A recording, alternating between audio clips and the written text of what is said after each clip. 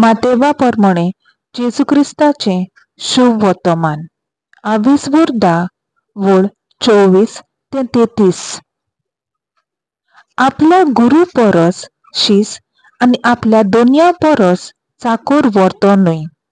शीस आपल्या गुरु सारको आणि चाकोर आपल्या दोन्या सारको जायत जाल्यार पुरो.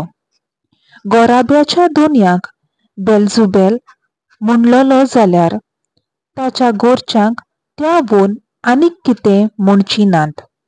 त्या पासत तांकां भिवू नाकात. आतां दांपलोले आसा तितलेय उक्तें जाल्यार शिवाय रावचे ना. आनी आतां गुपीत आसा तितलेय कोळीत जाल्या शिवाय उरचे ना. हांव तुमकां काळोखांत सांगता तें तुमी दिसा उजवाडा सांगात. आनी कानांत फुटफुट्टोलें तुमी आयकोलां तें पाटसार तावन पोडगोट करात.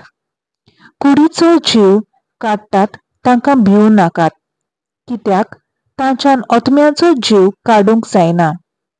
पूण ओतम्याचो आनी कुडीचो एकाच फाराक एमकोंडांत नास करूंक तांक आसा ताका ओदीक भियेयात.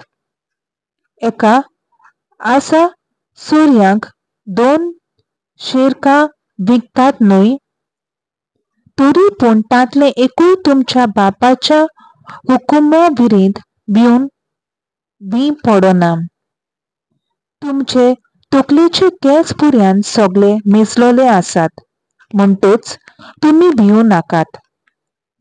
शेरकांच्या बिर्या परस तुमी ओदीक वतीं.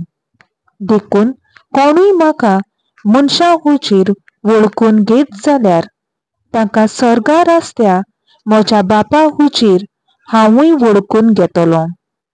पूण बापा हुजीर कोणूय म्हाका वळखून घेना जायत तर तांकां सर्गार आसत्या म्हज्या बापा हुजीर हांवूय वळखून घेवचो ना. देवाचें उतर हें. देवाचो व्हड उपकार.